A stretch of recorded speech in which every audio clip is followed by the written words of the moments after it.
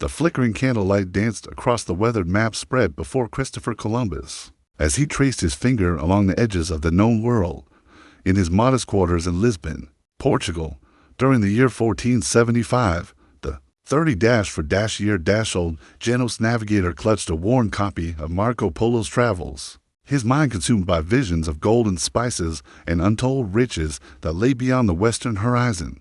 Columbus had spent years studying the writings of ancient geographers like Ptolemy and Pierre Daly, convinced that the earth was smaller than most scholars believed. His calculations, though ultimately flawed, painted a picture of a world where the Indies could be reached by sailing west across the Atlantic Ocean. The young navigator's obsession grew stronger with each passing day, fueled by tales of Portuguese expeditions around Africa and the lucrative spice trade that dominated European commerce. Born Cristoforo Colombo in the Republic of Genoa around 1451, Columbus had learned the ways of the sea from childhood. His father, Domenico Colombo, was a wool weaver who occasionally traded by sea, giving young Christopher his first taste of maritime life by his 20s. Columbus had sailed to England, Ireland, and possibly even Iceland, absorbing knowledge of ocean currents, wind patterns, and navigation techniques that would prove crucial to his future endeavors. The idea of reaching Asia by sailing west was not entirely original,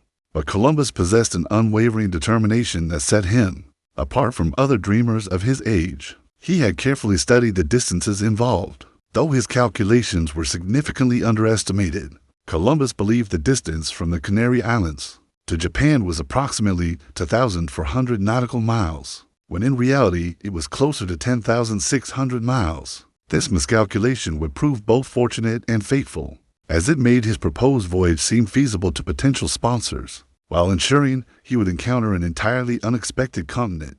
During his time in Portugal, Columbus married Filipa Manas Parastrelo, daughter of a deceased governor of Porto Santo Island. Through this connection, he gained access to her father's charts and logs, which contained valuable information about Atlantic currents and wind patterns. These documents, combined with his own observations during voyages to Portuguese trading posts in West Africa, convinced Columbus that favorable winds and currents would carry ships westward, and then back again. The navigator's persistence in promoting his enterprise of the Indies began in earnest during the 1480s. He first approached King John II of Portugal, presenting his case with maps, calculations, and passionate arguments about the potential wealth that awaited those brave enough to sail into the unknown Atlantic. However, Portuguese royal advisors, having invested heavily in the more proven route around Africa to reach Asia, rejected Columbus's proposal as too risky and expensive. Undeterred by this initial rejection, Columbus began to look elsewhere for support.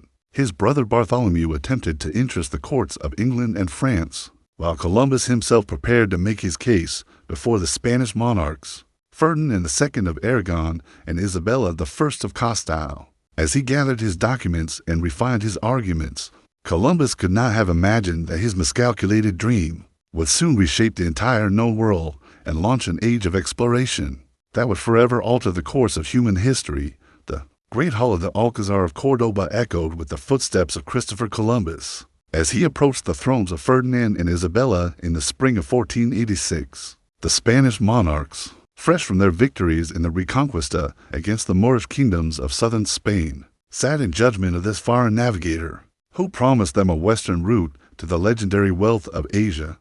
Columbus had waited months for this audience, surviving on the charity of monks at the monastery of La Rabida near Palos de la Frontera. During this time, he had refined his presentation and gathered support from influential figures, including the monk Antonio de Marquina and the physician Garcia Hernandez. These men helped Columbus navigate the complex world of Spanish court politics, where every decision was weighed against the ongoing military campaigns against Granada.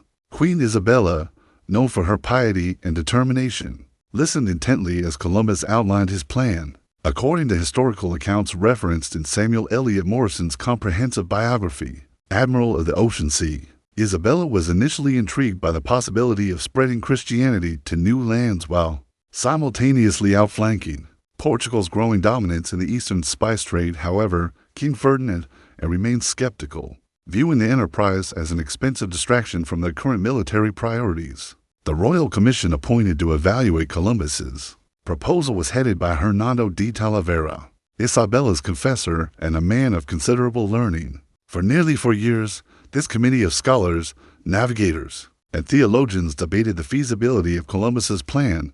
They questioned his calculations, challenged his interpretations of classical texts, and expressed concern about the enormous cost involved in such a speculative venture. During this period of uncertainty, Columbus continued to refine his understanding of Atlantic navigation. He made several trips to Portugal and may have participated in voyages to Guinea and the Gold Coast, where he observed the trade winds and ocean currents that would later prove crucial to his success. His growing expertise in dead reckoning navigation and his ability to read weather patterns convinced him even more strongly that his proposed route was not only possible, but practical. The turning point came in 1491, when the Spanish forces finally captured Granada, the last Muslim stronghold in Spain. With the reconquista complete, Ferdinand and Isabella could now consider other means of expanding Spanish influence and wealth. Columbus's timing proved fortuitous, as the Spanish crown was also motivated by competition with Portugal, which had recently established Bartholomew Dias's successful voyage around the Cape of Good Hope. Columbus's demands, however, were extraordinary. He insisted on being appointed Admiral of the Ocean Sea, Viceroy and Governor of any lands he might discover, and entitled to 10% of all revenues from these territories. These terms were initially rejected as presumptuous, and Columbus actually began his journey away from the Spanish court in January 1492, convinced that his dream would remain unfulfilled. It was then that Luis de Sontangle, the royal treasurer, intervened with a compelling argument. Sontangle convinced Queen Isabella that the potential rewards far outweighed the relatively modest investment required, and that Spain could not afford to let such an opportunity pass to their Portuguese rivals. Isabella, according to legend, dramatically declared that she would pawn her crown jewels to finance the expedition, though in reality the funding came from royal coffers and private investors. On April 17, 1492, Columbus signed the capitulations of Santa Fe, the contract that would govern his expedition and grant him unprecedented authority over any discoveries he might make. As he prepared for his voyage, selecting ships and recruiting crews in the port town of Palos, Columbus remained confident that he would reach the shores of Chipango, known today as Japan, within a matter of weeks. The morning of August 3, 1492, dawned clear and calm as Christopher Columbus stood on the deck of the Santa Maria, watching the final preparations for departure from Palos de la Frontera. The flagship, along with the Pinta and the Niga, represented the culmination of years of planning, negotiation, and dreams. As the three vessels prepared to leave Spanish waters, Columbus carried with him not only the hopes of his sponsors, but also the fears and superstitions of an age that viewed the Western Ocean as a realm of monsters and endless darkness. The Santa Maria, at approximately 100 feet in length, was the largest of the three ships and served as Columbus's flagship. The Pinta and Niga were smaller caravels, more maneuverable and better suited for exploration in unknown waters. Together, the three vessels carried a crew of approximately 90 men, including experienced sailors, a translator who spoke Arabic, a royal notary to record any discoveries, and Columbus's trusted friend and captain of the Pinta, Martin Alonso. Pinzon, the first leg of the journey, took the expedition to the Canary Islands, where they spent nearly a month making repairs and taking on supplies. Columbus had chosen this route carefully, knowing that the Canaries offered favorable winds for the westward journey. While anchored at San Sebastian de la Gomera, Columbus studied the wind patterns and ocean currents, making final adjustments to his navigation plans. On September 6, 1492, the three ships left the Canary Islands behind and sailed into the vast unknown of the Atlantic Ocean. Columbus had decided to keep the sets of logs, one showing the true distance traveled and another shorter estimate to share with his crew to prevent panic as they sailed farther from land than any European expedition had ever ventured. The early days of the ocean crossing proceeded smoothly, with favorable winds pushing the small fleet westward. At a steady pace, Columbus carefully observed the Sargasso Sea, a region thick with floating seaweed that his men interpreted as a sign they were approaching land. The navigator recorded detailed observations of wind patterns, ocean currents, and the behavior of seabirds, all of which he hoped would guide him to the shores of Asia.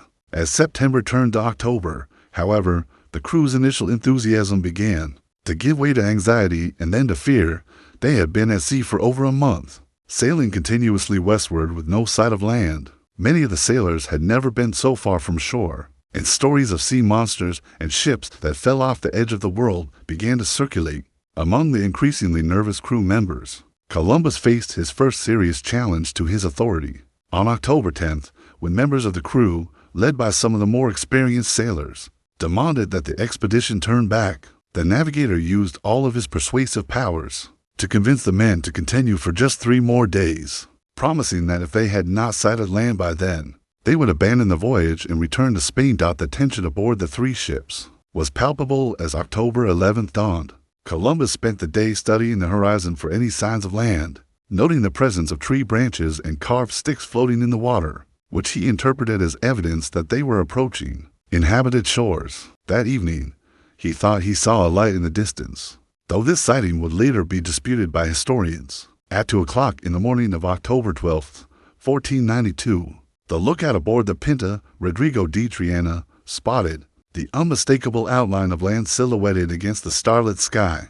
His cry of "Tierra, tierra," or land, land, echoed across the water, awakening the crews of all 3 ships and marking the end of their 36-day journey across the Atlantic Ocean. As dawn broke on October 12th, Columbus and his men gazed upon a low, flat island covered with lush vegetation and inhabited by people unlike any they had ever seen. The navigator, convinced that he had reached the outer islands of the Indies, prepared to go ashore and claim this new land for the Spanish crown, unaware that he had actually discovered an entirely new continent that would forever change the course of world history.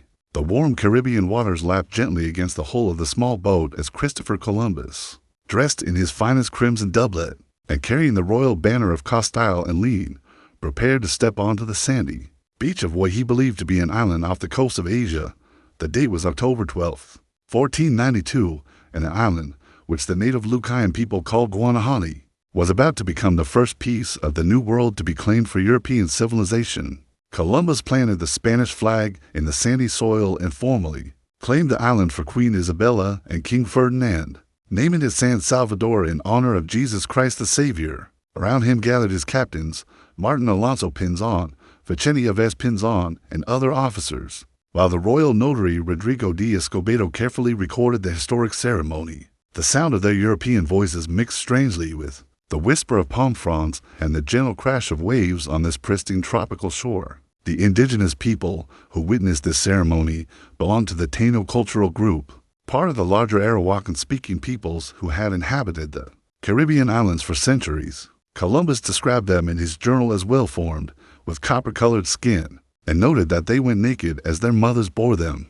He was immediately struck by their apparent gentleness and their willingness to trade small items like parrots and cotton thread for European trinkets such as glass beads and hawk's bells. Columbus's first interactions with the Taino people revealed both his geographical confusion and his underlying motivations for the voyage. He repeatedly asked them about gold, using hand gestures and showing them small gold ornaments to inquire about sources of the precious metal.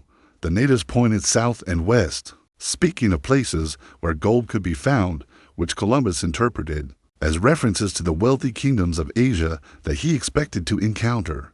During his exploration of San Salvador and the neighboring islands, Columbus encountered a sophisticated indigenous civilization that had developed complex agricultural systems, intricate social hierarchies, and extensive trade networks throughout the Caribbean. The Taino people lived in settled communities, cultivated crops like maize, cassava, and sweet potatoes, and had developed advanced techniques for canoe construction that allowed them to travel between islands with remarkable skill. Columbus spent several days exploring the island, making careful notes about its flora, fauna, and the customs of its inhabitants. He was particularly impressed by the large cotton hammocks used by the natives, which would later be adopted by European sailors, and by their sophisticated knowledge of local weather patterns and navigation techniques. However, his primary focus remained on finding gold and locating the mainland of what he believed to be Asia. On October 14th, Columbus decided to continue his exploration, taking several Taino guides with him to help locate other islands and sources of gold. This decision would prove controversial, as the Spanish expedition essentially kidnapped these indigenous people though Columbus justified this action as necessary for communication and navigation purposes. The treatment of these guides would set a troubling precedent for future European indigenous relations in the Americas. The expedition next visited the island the natives called Colba, which Columbus renamed Juana in honor of Prince Juan, the heir to the Spanish throne. Today this island is known as Cuba, and Columbus was convinced it was part of the Chinese mainland described by Marco Polo. He sent expeditions inland searching for the great cities and spice markets he expected to find, but instead encountered more indigenous communities living in harmony with the tropical environment. Columbus's exploration of the Caribbean continued for nearly 3 months, during which he visited numerous islands, including what is now known as Hispaniola, which he named La Hispaniola. On this larger island, he encountered the Taino chief Guacanagari, who ruled over a substantial territory and commanded the respect of thousands of subjects. The encounter between Columbus and Guacanagari represented the first formal diplomatic meeting between European and American civilizations, though it was conducted through gestures and the limited translation abilities of the kidnapped Taino guides. The establishment of the first European settlement in the Americas occurred on Hispaniola. After the Santa Maria ran aground on Christmas Day, 1492, Columbus used the timbers from his flagship to construct a fort, which he named La Navidad, or Christmas, in honor of the date of its founding. He left 39 men behind to man this settlement, with instructions to search for gold and maintain peaceful relations with the local Taino population. This decision would prove fateful, as the men left behind would soon come into conflict with the indigenous people, setting the stage for centuries of violence and exploitation that would follow European colonization of the Americas. The Atlantic crossing back to Spain proved far more challenging than Columbus's westward voyage, as the two remaining ships, the Niga and the Pinta, battled fierce winter storms and contrary winds during February and March of 1493. Columbus, sailing on the Niga under the command of Vicente Yves Pinzon, carefully navigated using dead reckoning and celestial observation, while maintaining detailed logs of his discoveries for presentation to the Spanish monarchs. The return journey was complicated by the growing tensions between Columbus and Martin Alonso Pinzon, captain of the Pinta, who had become increasingly independent during the Caribbean exploration. Pinzon had briefly separated from the expedition while exploring Cuba, pursuing his own search for gold and glory. This conflict reflected deeper questions about command authority and the division of potential wealth from the discovered territories. Columbus's first landfall in Europe came at the Portuguese Azores, where he was temporarily detained by suspicious Portuguese officials, who questioned his right to explore in regions that might fall under Portuguese claims according to existing papal bulls. This diplomatic complication highlighted the growing international implications of Columbus's discoveries and foreshadowed the complex negotiations that would eventually lead to the Treaty of Tordesillas in 1494, the triumphant arrival at Palos de la Frontera on March 15, 1493, created an immediate sensation throughout Spain and beyond. Columbus brought with him several Taino people, exotic birds including colorful parrots, samples of unfamiliar plants, small quantities of gold, and detailed accounts of the lands he had discovered. The evidence of his success validated his years of planning and persuasion, though questions remained about the exact nature and location of his discoveries. Columbus's journey to Barcelona to present his findings to Ferdinand and Isabella became a triumphal procession through Spanish cities, where crowds gathered to see the exotic people and objects from the newly discovered lands. The Spanish monarchs received Columbus with great ceremony, confirming his titles as Admiral of the Ocean Sea and Viceroy and Governor of the Indies. While immediately beginning preparations for a much larger second expedition, the letters Columbus wrote describing his discoveries were quickly printed and distributed throughout Europe, becoming some of the first published accounts of the Americas. These documents, including his famous letter to Luis de Santangle, were translated into Latin, Italian, and other languages, spreading news of the discoveries across European courts and intellectual circles. According to historical analysis found in Felipe Fernandez Marmesto's scholarly work Columbus, these letters portrayed the discovered lands as earthly paradises inhabited by gentle, generous people who could easily be converted to Christianity. However, Columbus's interpretation of his discoveries revealed the fundamental geographical confusion that would persist throughout his career. He remained convinced that he had reached the outer islands of Asia, identify various Caribbean locations with places described in the accounts of Marco Polo and other medieval travelers.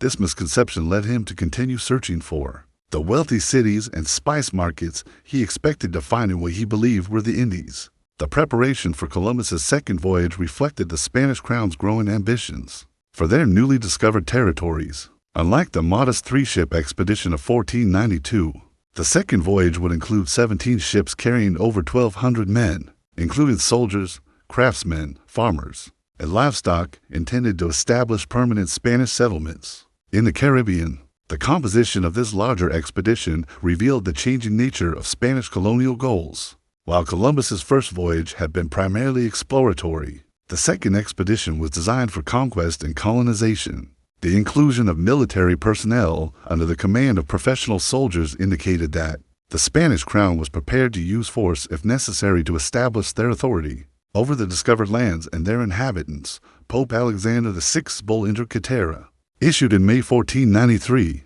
granted Spain exclusive rights to the lands discovered by Columbus, provided they continued efforts to convert the indigenous populations to Christianity.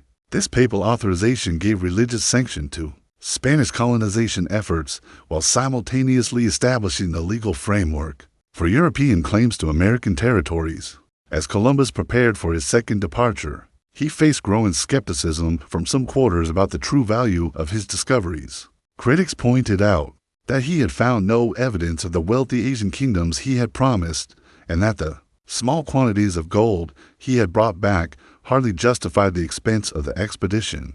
These doubts would prove prophetic, as Columbus's subsequent voyages would reveal both the enormous potential and the tragic consequences of European contact with the Americas. 20-5, 1493, represented the largest European expedition to cross the Atlantic up to that time. Columbus, now bearing the title Admiral of the Ocean Sea, commanded 17 ships carrying over 1,500 men, including craftsmen, soldiers, farmers, and even a small number of women intended to establish permanent Spanish settlements. In the Caribbean islands he had discovered, the second voyage followed a more southern route than Columbus's first expedition, leading to the discovery of numerous Caribbean islands including Dominica, Guadalupe, and Puerto Rico, which Columbus named San Juan Bautista. The larger fleet allowed for more systematic exploration, but it also brought increased demands for immediate profits and the establishment of profitable colonial enterprises.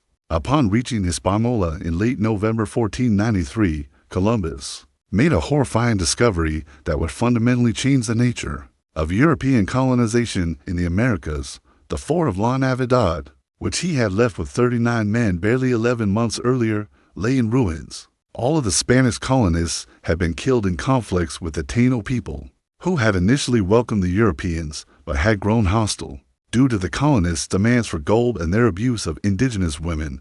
The destruction of La Navidad forced Columbus to confront the harsh realities of colonial settlement. The peaceful indigenous people he had described in his letters to the Spanish court had been driven to violence by the behavior of the Spanish colonists, who had abandoned their instructions to maintain friendly relations in favor of immediate exploitation of local resources and people. Columbus established a new settlement called La Isabela, named in honor of Queen Isabella, on the northern coast of Hispaniola.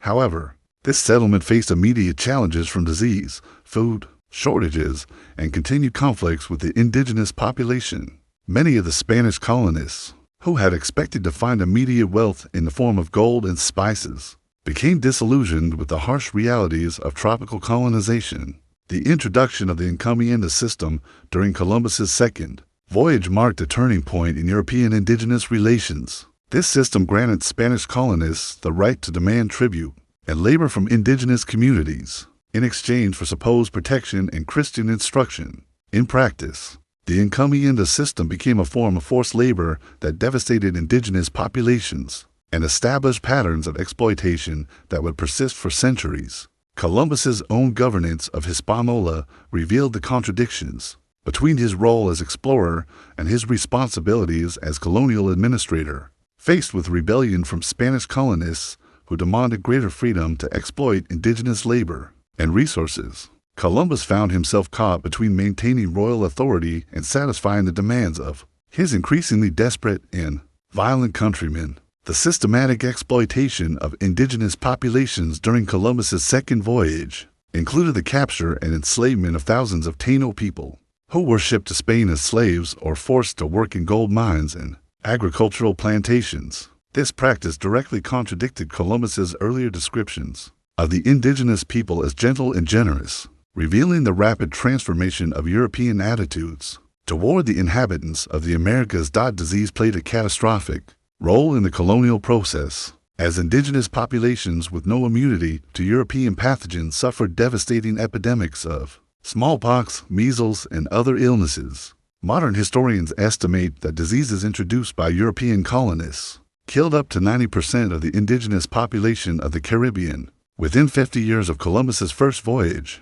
representing one of the most severe demographic disasters in human history. Columbus's exploration during his second voyage extended to the southern coast of Cuba and the discovery of Jamaica, which he named Santiago. However, his continued insistence that Cuba was part of the Asian mainland led to growing criticism from Spanish authorities, who were beginning to question whether Columbus had actually reached the Indies as he claimed. The return to Spain in 1496 brought Columbus face to face with mounting criticism of his colonial administration. Colonists who had returned earlier had lodged complaints about his harsh rule and his failure to deliver the promised wealth from the Indies. The Spanish crown, while grateful for his discoveries, began to question whether Columbus possessed the administrative skills necessary to govern the growing Spanish territories in the Americas. Columbus's third voyage, launched in 1498, would take him to the South American mainland for the first time, but it would also lead to his arrest and removal from his position as governor of the Indies. The man who had opened the Americas to European exploration was discovering that the consequences of his actions extended far beyond his original dreams of finding a western route to Asia. The humid air of the Caribbean hung heavy with tension as Francisco de Bobadilla, the newly appointed royal commissioner, stepped ashore at Santo Domingo in August 1500 to investigate the mounting complaints against Christopher Columbus's administration. The sight that greeted him would shock the Spanish court and forever alter Columbus's relationship with the crown he had served so faithfully. For nearly a decade, Columbus's third voyage, which had begun in May 1498, had finally brought him to the mainland of South America, where he explored the coast of present-day Venezuela and encountered the massive outflow of the Orinoco River. For the first time, Columbus began to question his assumption that he had reached the Indies, writing in his journal that the enormous volume of fresh water could only come from a continental landmass of unprecedented size. The discovery of pearls along the Venezuelan coast temporarily restored Columbus's confidence in the commercial value of his explorations. However, his return to Hispaniola revealed a colony in chaos, with Spanish colonists in open rebellion against his authority and indigenous populations, decimated by disease, warfare, and forced labor. The once peaceful Taino people had been virtually enslaved, forced to provide tribute in gold or cotton, with failure to meet quotas punishable by mutilation or death. Bobadilla's investigation revealed the extent of the brutality that had characterized Spanish colonial rule under Columbus and his brothers Diego and Bartholomew Columbus, who had served as his lieutenants. Witnesses testified to public hangings, the cutting off of hands and noses as punishment,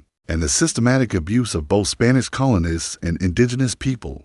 These revelations led to Columbus's arrest and his return to Spain in chains. In October 1500, the Spanish monarchs, Ferdinand and Isabella, were horrified by the reports of Columbus's administration and immediately ordered his release. Upon his arrival in Spain, however, they permanently stripped him of his position as governor of the Indies, though they allowed him to retain his titles of Admiral of the Ocean Sea and his rights to a portion of any wealth generated by his discoveries.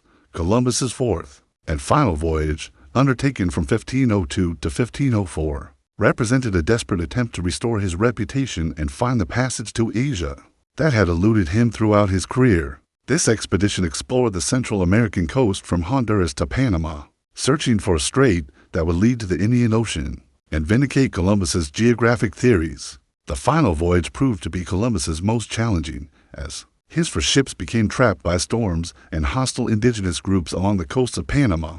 For over a year, Columbus and his men were stranded in Jamaica, surviving through trade with local indigenous people and awaiting rescue from Hispaniola. During this period, Columbus wrote his famous letter of Jamaica, in which he reflected on his achievements and defended his actions as colonial administrator. Columbus's rescue in June 1504 brought him back to Spain for the final time, where he spent his remaining years pursuing legal claims for the wealth and privileges he believed were owed to him under the original capitulations of Santa Fe. Queen Isabella's death in November 1504 removed his most important supporter at court, and King Ferdinand showed little interest in honoring the extraordinary concessions granted to Columbus during the optimistic early years of exploration. Christopher Columbus died in Valladolid on May 20th, 1506, still believing that he had discovered a western route to Asia and never fully comprehending that he had encountered an entirely new continent. His death came at a time when other explorers, including Amerigo Vespucci, were beginning to recognize the true nature of the American continents, leading to their naming after Vespucci rather than Columbus. The legacy of Columbus's voyages extended far beyond his personal achievements or failures, fundamentally altering the course of world history through the permanent connection of the Old and New Worlds. The Columbian Exchange, as historians now term it, brought European diseases, animals, and crops to the Americas while introducing American crops like maize, potatoes, and tomatoes to Europe, Africa, and Asia.